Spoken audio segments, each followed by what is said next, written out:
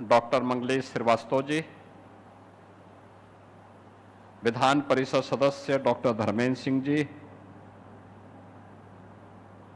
माननीय विधायक श्री ऋषि त्रिपाठी जी, उपाध्यक्ष राज्य महिला आयोग श्रीमती चारू चौधरी जी, महाराणा प्रताप शिक्षा परिषद के सदस्य और आज के इस कार्यक्रम के जो संयोजक हैं, स्वर्गीय डॉक्टर तेज प्रताप शाही जी के बड़े पुत्र श्री अनन्य प्रताप शाही जी, उनके छोटे पुत्र श्री अतिरेक शाही जी, उनके पुत्रवधू श्रीमती चांदनी शाही जी, पूर्व महापौर श्रीमती अंजू चौधरी जी, कालीबाड़ी के श्री महंत रविंद्र दास जी, महाराणा प्रताप शिक्षा परिषद से जुड़े हुए हमारे विभिन्न संस्थाओं के सभी पदाधिकारीगण, प्रधानाचार्यगण, शिक्षकगण, डॉक्टर तेज प्रताप और महाविद्यालय के सभी उपस्थित छात्र छात्राएं, आज यहां पर हम सब इस महाविद्यालय परिवार के एक वरिष्ठ सदस्य, जिन्होंने एक लंबे समय तक इस महाविद्यालय को अपनी सेवाएं दी, यहां पर एक प्रोफेसर के रूप में, एसोसिएट प्रोफेसर के रूप में और असिस्टेंट प्रोफेसर के रूप में, ऐसे महाराणा प्रताप शिक्षा परिषद के वरिष्ठ सदस्य डॉक्टर तेज प्रताप शाही जी की स्मृतियों को नमन करने के लिए और उनके पुत्र के द्वारा महाविद्यालय के बच्चों के लिए जो भी कंप्यूटर में और आज की जो इमर्जिंग टेक्नोलॉजी है इसके बारे में जानकारी रखना चाहता है, उन बच्चों के लिए जानकारी लेने के लिए, उनके इनोवेशन के लिए, रिसर्च एंड डेवलपमेंट के कार्यक्रम को आगे बढ़ाने के लिए इस अत्याधुनिक कंप्यूटर लैब उन्होंने महाविद्यालय में स्थापित की है। आज इसका यहाँ पर शुभारंभ हो रहा है। मैं शुभारंभ के अवसर पर श्री अनन्य प्रताप शाही जी को, श्री अतिरेक शाही जी को इस कार्य के लिए हृदय से साधुवाद देते हुए डॉक्टर तेज प्रताप शाही जी की स्मृति को नमन करते हुए अपनी विनम्र श्रद्धांजलि भी अर्पित करता हूं। वास्तव में व्यक्ति क्या है, हम उसके रहते हुए उसको समझने का प्रयास नहीं करते। और मैं अक्सर देखता था, हम लोगों ने स्वर्गीय HP शाही जी को, हरिप्रसाद शाही जी को नहीं देखा था, लेकिन उनके पुत्रों को और उसमें डॉक्टर तेज प्रताप शाही जी को मैंने बहुत नजदीक से कार्य करते हुए देखा। कैसे समन्वय किया जा सकता है और कैसे संबंधों को भी बनाया रखा जा सकता है। आप अनुमान कर सकते हैं, डॉक्टर तेज प्रताप शाही गोरखपुर कांग्रेस के अध्यक्ष थे। कांग्रेस केंद्र की सरकार में, केंद्र में कांग्रेस की सरकार थी।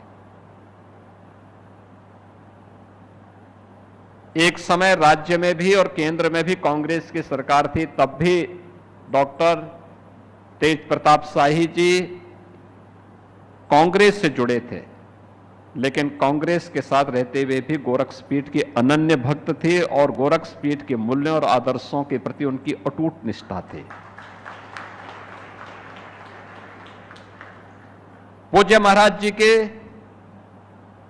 साथ सदैव खड़े रहने वाले लोगों में से थे, विपरीत से विपरीत परिस्थितियों में भी। और ये जानकारी ऐसा नहीं कि केवल यहां पे लुका छुपी होता हो। मैं सांसद था, मुझे एक बार कांग्रेस के राष्ट्रीय महासचिव वे मुझे दिल्ली में मिले। वे केरल के एक वरिष्ठ सांसद थे, बाद में मंत्री भी बने, केरल में उप मुख्यमंत्री भी बने। मैं सांसद था और मेरे पास आए। उन्होंने कहा, डॉक्टर तेज प्रताप शाही को आप जानते हैं? मैंने कहा, तेज प्रताप शाही? मैंने कहा, कहां से? उन्होंने कहा, नहीं, गोरखपुर की बात कर रहा हूं। मैंने कहा, तेज प्रताप शाही के नाते ही कांग्रेस वहां जीवित है। तो वे चुप हुए। कहा, आप जानते हैं, आपके यहां से उनका संबंध है? मैंने कहा, आज से नहीं, उनके पिताजी के समय से संबंध है, इसमें पूछने वाली कौन सी बात है? कहा, नहीं नहीं, यही हम जानना चाहते हैं। मैंने उनसे बाद में पूछा, मैंने कहा, भी क्यों आपने मुझसे पूछा? उन्होंने कहा कि इसलिए पूछा कि आखिर हमें केवल ये जानना चाहता हूं कि कैसा व्यक्तित्व है कि कांग्रेस और गोरखस्पीड दोनों अलग अलग ध्रुव होने के बावजूद वह व्यक्ति दोनों के बीच में संतुलन बनाता है और पीठ से भी अपने संबंधों का निर्वहन ईमानदारी के साथ करता है और कांग्रेस के साथ भी ईमानदारी के साथ काम कर रहा है। दूसरा, अपने विषय का वह व्यक्ति पूरी पकड़ रखता था। यह जरूरी नहीं कि व्यक्ति हर एक फील्ड में पारंगत हो। वह राजनीति के क्षेत्र में भी उनकी जितनी पकड़ थी, जिस विषय के वे प्रोफेसर थे उस विषय पर भी उनकी उतनी ही पकड़ थी। और शिक्षा की बारीकियों के बारे में जानना, मुझे याद है गोरखपुर में एक लंबे समय तक सांसद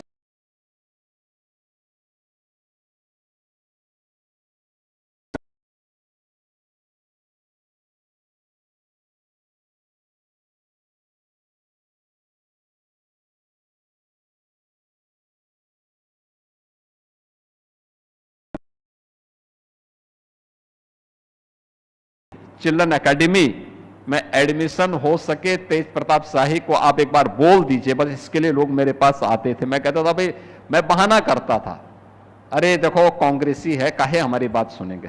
कहा, अरे साहब, वह केवल मंदिर की बात सुनेंगे, बाकी किसी की बात नहीं सुनेंगे, ये हम भी जानते हैं।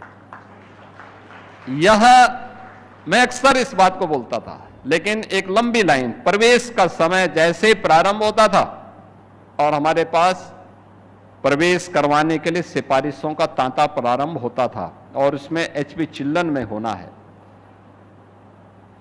शिक्षा की गुणवत्ता क्या होनी है, अच्छे लोगों को कैसे पकड़ के रखना है, कैसे हमें स्वस्थ प्रतिस्पर्धा का भाग बनना है। मैंने उनको देखा, कभी किसी की वह निंदा नहीं करते थे, कभी नहीं, किसी के खिलाफ नहीं बोलते थे। लोग उनके खिलाफ बोलते थे लेकिन वो किसी के खिलाफ नहीं बोलते थे। अपना कार्य पे मतलब और परिणाम देना, जहां लगा दो रिजल्ट देंगे, पूरी प्रतिबद्धता के साथ, पूरी ईमानदारी के साथ वे कार्य करते थे, लगे रहते थे और रिजल्ट देते थे। आज इसी का परिणाम है कि HP children academy ICSE board की एक ऐसा संस्थान के रूप में अपने आप को स्थापित किया है जो नए मानक गढ़ रहा है और आज से अनन्य प्रताप शाही उसको मजबूती के साथ आगे बढ़ा रहे हैं। अपने पिता की इस विरासत को आगे बढ़ाने का काम उन्होंने मजबूती के साथ किया है। दूसरा, उनका राजनीति में जितनी पकड़ थी उतनी ही शिक्षा के क्षेत्र में भी थी, समाज के क्षेत्र में भी थी। समाज के मूल्यों को, सामाजिक मूल्य कैसे होने चाहिए, समाज के जुड़े हुए संबंधों को कैसे जोड़ना चाहिए, उस पर भी उनकी उतनी ही पकड़ थी। अपने स्वर्गीय पिता डॉक्टर एचपी शाही जी के समय से जो संबंध रहे होंगे, उन संबंधों को उन्होंने हमेशा सम विषम परिस्थितियों में जोड़े रखा। कोई संबंध टूटना नहीं चाहिए, इसके लिए भले ही उनको स्वयं का नुकसान हो तब भी नहीं। और उनके साथ उन्होंने अपने संबंधों को बनाए रखा, निरंतर बनाए रखा सबके साथ। आजीवन हर एक के सुख दुख में सहभागी बनना, सामाजिक संबंधों को भी जोड़ना, हर एक के सुख दुख में सहभागी बनना, पूरी विनम्रता के साथ, पूरी सादगी के साथ उन कार्यक्रमों को आगे बढ़ाना और बढ़ाने के साथ ही कैसे आध्यात्मिक मूल्यों से जुड़े हुए थे। मुझे याद है जुलाई 26 में एक दिन अचानक उनका फोन आया, मैं लखनऊ में था कि मैं मिलना चाहता हूं। अच्छा, मेरे कई कार्यक्रम लगे हुए थे तो मैंने कहा ठीक है, एक समय मैंने दे दिया। मैंने कहा आप इस समय आ जाएंगे तो मैं उस समय उपलब्ध रहूंगा, उससे पहले भी कार्यक्रम में हो, फिर मुझे दूसरे कार्यक्रम में चला जाना है। उन्होंने कहा नहीं, केवल एक दो परिचय कराने के लिए मैं आपके पास लेके आ रहा हूं। तो मैंने समझा कि हो सकता है कि कोई अन्य व्यक्ति, ऐसा व्यक्ति होगा जो, तो आए मेरे पास अपने दोनों पुत्रों को लेकर। तो मैंने उनको कहा, मैंने कहा बच्चों बाबू ये तो आप जो है गोरखपुर में भी मिल सकते थे, मैं गोरखपुर आ रहा हूं, वहां कर सकते। कहा नहीं नहीं, मुझे कुछ आभास हो रहा था, इसलिए मैंने अपने दोनों पुत्रों को परिचय कराने के लिए लाया हूं। मैं भौचक था।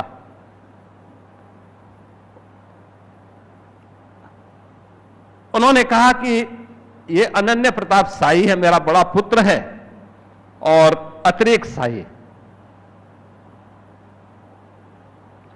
कहा कि मेरा छोटा पुत्र है, और इसलिए लाया हूं कि आप इनके अभिभावक के रूप में। अरे हमने कहा आप हैं, काहे आप चिंता कर रहे हैं? कहा नहीं नहीं, मैं इसलिए लेके आया हूं।